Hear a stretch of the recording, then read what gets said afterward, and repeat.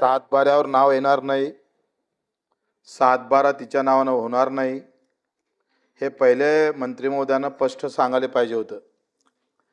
या विधेयकाचं मी समर्थन करतो, फार चांगलं काम तुम्ही केलं, परंतु जे आव आणले जातं किंवा जे भाषणं होत आहे, असं वाटतं का आता शेतकऱ्याचे प्रश्न सुटले आणि उद्यापासून आता शेतकऱ्याला काही द्यायची गरज नाही, आमचं काम संपलं. आता बरेच आमदारांच्या मनात काय आहे का सातबाऱ्यावरच महिलांचं नाव येणार आहे का, हे मंत्री महोदयांना पहिले स्पष्ट केलं असतं तर भाषणं थोडी बदलली असती. पण आता काय झालंय, फक्त ते प्रमाणपत्र दिल्या जात आहे, नाही सांगितलं. म्हणून मग तरी सदस्य बोलले काय हे समजत नाही मला. आणि प्रमाणपत्र आपण देत आहोत, ते मजूर जरी असलं तरी तिला शेतकरी प्रमाणपत्र देत आहोत. आणि मग हा सगळा उठाठेव करत असताना आखरी दर्जा काय देणार आहे तुम्ही शेतकऱ्याला? शेतकऱ्याची दर्जा कशा पद्धतीने सुधारणार आहे? त्या शेतकऱ्याला आत्महत्या करावंच लागणार नाही. 3.5 लाख शेतकऱ्यांच्या आज मी पाहतोय महिलांचं कुंकू फुसलं, त्याला जबाबदार कोण आहे? त्याच्यासाठी कशा पद्धतीनं कायदे आणता येईल? आम्ही पाहतोय दर 2-3 महिन्यानं आमच्या विधवा महिला, आम्ही पाहतोय शेतकरी महिला विधवा होतं, याच्यासाठी काय धोरण आणणार आहे? त्याच्या बाबतीत तुमच्या काही कायद्यामध्ये दुरुस्ती असती तर जरूर आम्ही पाठिंबा दिला असता. मी जरी सत्तेत असलो तरी पाठिंबा देत असताना हे प्रश्न तुमच्यावर आम्ही मांडणारच आहोत, तो आमचा गुणधर्मच आहे. पण त्याची सत्यता पाहिली पाहिजे. ते काय म्हणतंय गावात बाबासाहेब आहे, पण घरी जेव्हा गेलो तर बाबासाहेबाचं गरज नाही. नाव बाबासाहेब देऊन थोडं होणार आहे. त्या घराला काहीतरी दिलं पाहिजे, त्याला काहीतरी मोठं केलं पाहिजे का नाही? म्हणजे प्रमाणपत्र तिकडे आम्ही दिव्यांग अपंगाला दिव्यांग म्हटलं, पण दिव्यांगाला काहीच दिलं नाही. मग दिव्यांग म्हणून काय फायदा? पण नाव हनुमान ठेवलं आणि ते 30 किलोचंच आहे, काय अर्थ आहे त्याला? 30 किलोच्या पोट्ट्याचं नाव जेव्हा हनुमान ठेवतोय माणूस, तर ते थोडंसं विटंबन होतंय. तुम्ही मामासारखे वागा, पाठीशी उभे राहा. नाव दिलेलं भाचीला, पण उभं राहण्याचं काम ताकदीनं केलं पाहिजे. या सभागृहात पाहतोय एकही फोटो महिलांचा नाही आहे, सगळा पुरुष महापुरुषांचा आहे. महिला महापुरुष नाही आहे महाराष्ट्रात. का लावला नाही फोटो? सभापती महोदय उद्या सूचना करा आणि याच्यात किमान 2-3 तरी फोटो आम्ही पाहतोय महिला महापुरुषांचे पण असले पाहिजे. निवड नाव देऊन चालत नाही, सन्मान देता आला पाहिजे. सन्मान देऊन चालत नाही, दर्जा देता आली पाहिजे. शाहू महाराजांनी एका बैठकीमध्ये काही लोकांनी, एक बौद्ध समाजाचा, दलित समाजांचा माणूस जेव्हा चहा आणि पाणी द्यायला जातं तेव्हा काही लोक त्याचं पाणी आणि चहा त्याच्या हातून घेत नाही, आणि शाहू महाराजांच्या ते लक्षात येतं. आणि लक्षात आल्यानंतर दुसऱ्या दिवशी शाहू महाराज त्याला चौकात एक दुकान टाकून देतं. आता दुकान तर टाकून देतच, पण दुकान टाकल्यानंतरही कोणी त्या दुकानात जात नाही, कारण दलित असल्यामुळे. शाहू महाराज इथं थांबत नाही. सरकार कसं असलं पाहिजे, राजा कसा असला पाहिजे, त्याचं उत्तम उदाहरण आम्ही सांगतोय, त्याच्यातून आम्हाला घेता येईल. शाहू महाराज त्या कॅन्टीन मध्ये चहा प्यायले जातात. जेव्हा आमचा राजा जेव्हा त्या कॅन्टीनला चहा प्यायले जातं तेव्हा लोकांच्या मनातला तो भेदभाव चक्र पूर्ण झाले पाहिजे. नाव देणे से काम नाही बदलता है. लोक असं म्हणतात नावात काय ठेवलं, माणसात त्या कामात काहीतरी रग असला पाहिजे. आज तुम्ही सांगा मामा, हे तुम्ही कबूल करणार नाही? शेतीमालाला भाव भेटत, कबूल केलं पाहिजे. 6,000च्या 7,000ची शिफारस केली सोयाबीनची, आणि केंद्र सरकारनं 5,000 जाहीर करतं. 2,000 रुपये कमी भाव दिले. आज दूध उत्पादक शेतकरी मरतोय तुमचा. कोण चांगलं आहे? म्हणून गावातलं जीवन जर सुखी करायचं असेल तर आम्हाला त्या दर्जा त्या पद्धतीनं बदलावं लागेल. तुमच्या बजेटमध्ये काय अवस्था होते? शेतकऱ्यासाठी काय ठेवलंय तुम्ही? 7.5 लाख कोटीचं बजेट आहे, आणि 7.5 लाख कोटीच्या बजेटमध्ये शेतकऱ्याच्या वाट्याला येते किती? 1 लाख कोटी पण येत नाही. 25 ते 30 हजार कोटी देतो फक्त आपण. आणि आता 8वा वेतन आयोग येणार आहे, त्यांचे पगार वाढणार आहे. त्या पगाराच्या याच्यामध्ये आमचं किती खर्च होणार, किती टक्के आम्ही त्या बजेटमध्ये आमच्या शेतकऱ्याला वाटा ठेवतोय? आखरी वाटा किती महत्वाचा आहे ते फार महत्वाचं आहे. नाव दिलं, बजेटमध्ये वाटा काय ठेवलाय? तुमचं एक या बिलामधलं एकाचं मी खरं तर समर्थन करन, तुमचं स्वागत करन, धन्यवाद देईन.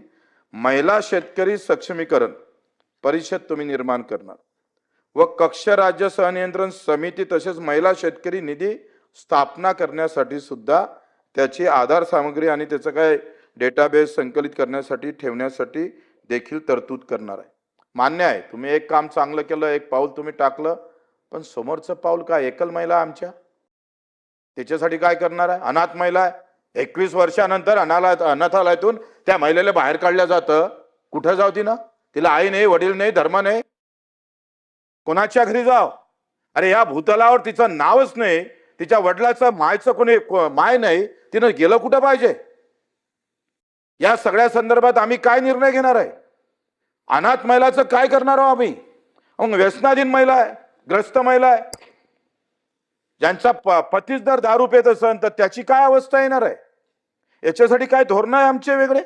व्यसनाधीनता महिला तर परिवारातली महिला कशी जगत असन बिचारी? घटस्फोटित महिला असन, एकल महिला असन, दिव्यांग महिला आहे, अन्यायग्रस्त महिला आहे, याच्यासाठी खऱ्या अर्थानं विधेयक येणं गरजेचं आहे. प्रमाणपत्र देताना असं बळ आलं पाहिजे हत्याचं बळच येऊन दिलं नाही. तुम्ही कसं केलं का एखाद्या बकरीवर हा तू हत्ती आहे असं लिहून चालणार आहे का? हो, चालणार आहे? मी भाषण ऐकत होते, मला तर असं वाटलं का आता सभागृहातून चाललं जाव,